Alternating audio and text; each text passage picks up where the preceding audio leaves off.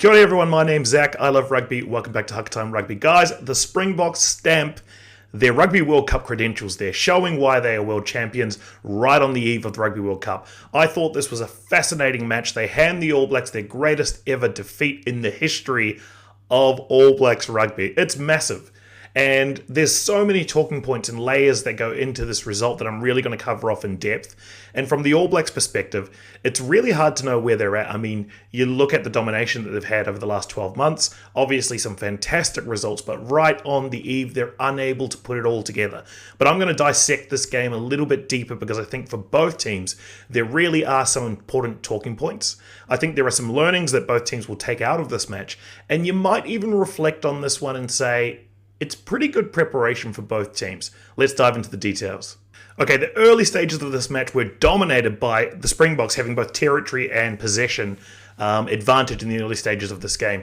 It was interesting. They passed up a penalty kick at goal from right up front very, very early and decided to go for the corner, putting the pressure on the All Blacks. And what I noticed is that the All Blacks were getting pinged for infringements at the line-out, particularly going early in their maul defense. And the referee was all over that. And, you know, it felt like the whistle was being blown a lot. But I will say this about the referee. He was very clear and he was very consistent. So ultimately it was up to the All Blacks to try and work around the referee's interpretation, obviously going early. But they continued to get pinged at that point in time. Then the Springboks just continued to apply pressure. And I thought from both the scrum perspective, in the early stages at least, it was very competitive. There were scrum penalties going both ways. The ref was very strict at that area of the game as well. And the lineouts, both teams had success in winning opposition ball early part of that game. But for Kolisi to pass up some early opportunities at penalty goal and go for the corner, it started to feel a little bit like the Ireland series for the All Blacks, in that Ireland saw opportunities to quickly strike early and back their maul defence. But the All Blacks did a great job of repelling that in the early stages. What they didn't do a good job of is exiting the 22 area. Whenever they got the ball, they would try and run it from deep. There was just a real issue with game management, I thought, from Richie Mo'unga, who could have done a better job there. But the All Blacks were under all sorts of pressure. So whether it be at line-out maul defence, whether it be in terms of the exits, the Springboks rush defence was putting a huge amount of pressure on the All Blacks, and that was resulting in some areas or some options that you wouldn't really consider if you were under less pressure, let's say. All of that was extremely telling, and at the 13th minute, it all kind of came to a head with Scott Barrett being the first to get the yellow card for repeated infringements from the team, as well as Tyrell Lomax at that point went off injured. It looked like a nasty laceration above the knee. Let's hope he's back early. It's always a question mark about these warm-up games on the risk-reward scenario. Do you play your best team? Because you're just one injury from a total squad coming unstuck, So the starting tight head takes an injury. Let's hope it's not too bad for Tyrell Lomax and that he's back quickly, but he may miss a week or two. We just don't know at this stage.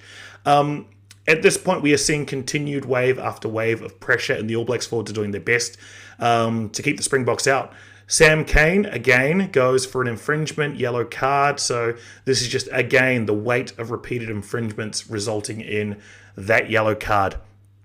As I mentioned, the scrum and line-out I thought were mixed in the early stages, but I was really feeling at that point like the All Blacks were showing amazing resilience, great defensive fortitude, and were repelling wave after wave of attack. So it felt like if they can just get on the front foot ball, they might have an opportunity to turn this around very, very quickly. Now, Richie Mo'unga did have a bit of a sitter in terms of a shot right in front, which he missed, which was a big surprise. I know there was a lot of criticism around Manie Libbok and his goal-kicking record. He shot 5 out of 5 in this game, so great confidence builder for him. And from Mo'unga's perspective, he missed that sitter early, which was a huge surprise. But the first try ultimately is scored by Kolisi, and this is just a weight of pressure, a weight of possession, and again we're singing the praises of Captain Kolisi because he came back from an ACL injury, what is typically a significant layoff. You wouldn't even know that he's missed a beat here. So comes back, scores that try, and Libbok converts. The rest of the first half I should say, it just started to feel like the Springboks were gaining ascendancy, and I actually felt like the first 20 minutes, the weight of possession being reduced down to 13 men. The All Blacks forwards were really struggling to hang with the Springboks at this point in time.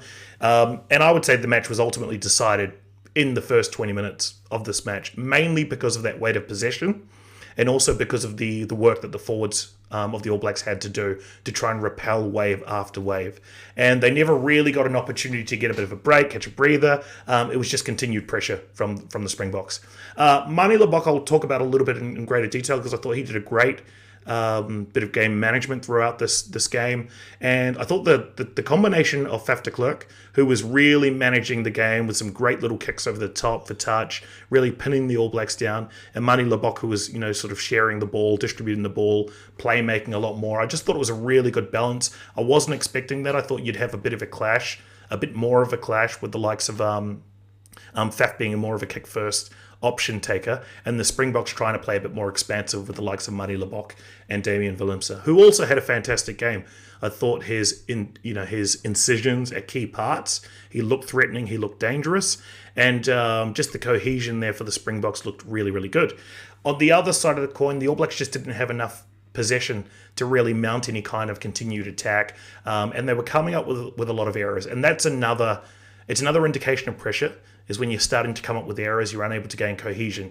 And just thinking about this game in isolation, it looks like, no one was predicting that the Springboks would win this game, especially by that kind of margin and that kind of dominance. But now what we're actually seeing, or what to my eye, what we see is three pretty clear data points of both this style working, as well as, them able to convert defensive pressure into weight and points. And that is the first game against the Australians this year. The Australians were unable to mount any kind of attack, full of errors. It just looked like, they were a team that was underdone. I actually give credit to the Springboks for the pressure they put on. Same against Wales last week. Credit to the Springboks for the pressure they put on. Also able to score a lot of points. And now against the All Blacks. So while this is a new system, let's say, or an evolution of the Springbok system, they're looking to play a lot more expansively. But things are starting to click now. We've actually got three data points of the system working and working well, with Mani Lebok as the head of this arrow, and those supporting defensive players. I actually thought Kanamuri was, his pace in defence, particularly the rush defence, helped to stifle a lot of the All Blacks attack, as well as the threats from Kurt Liaren. So we know how threatening he is, and Damian Willemse, who I also mentioned. So we're starting to see a body of work put together here now from the Springboks. We're starting to see the evolution of the Springboks actually play out in real time and actually starting to click. So this, as far as a World Cup preparation match goes, is a huge step forward for this Springboks squad and for the style that they're trying to play. And for the All Blacks, I mean, you can look at this a little bit in isolation because they have had some great results over the last year. And this year in particular, they have looked dominant. So they'll need to look at their preparation. They'll need to think what they can do better to ensure that they can actually be highly competitive in the forward exchanges and actually, share some of the, sort of the cohesion and go forward, which was lacking very much in that first half. Huge incident towards the end of that first half. Scott Barrett with, quite an ugly incident there towards the end of the half, 38th minute.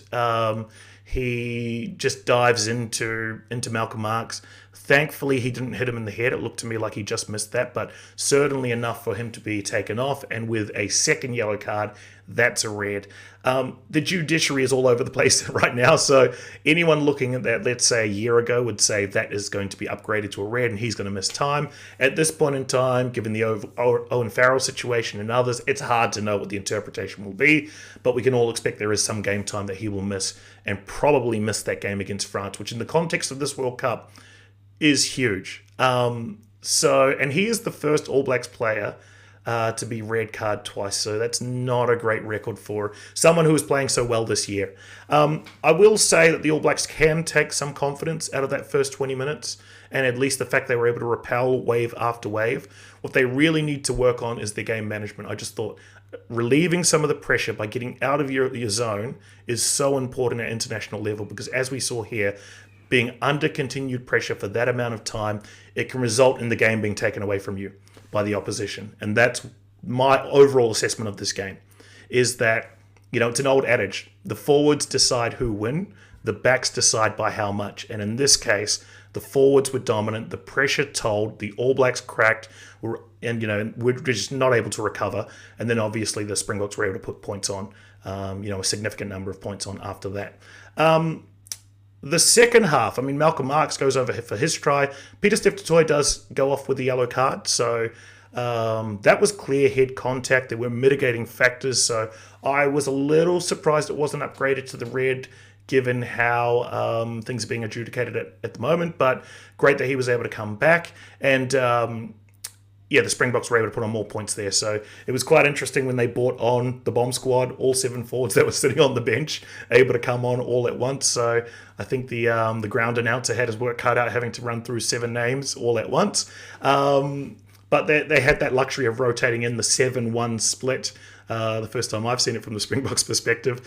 But again, this just kind of highlights that whether it's the All Blacks moving to the 6-2, the Wallabies now moving to the 6-2, the Springboks decide to go with a 7-1, this game is becoming more and more forward dominated. And the nuances of winning the physical battle and getting go forward ball and the importance to your squad, it can't be understated.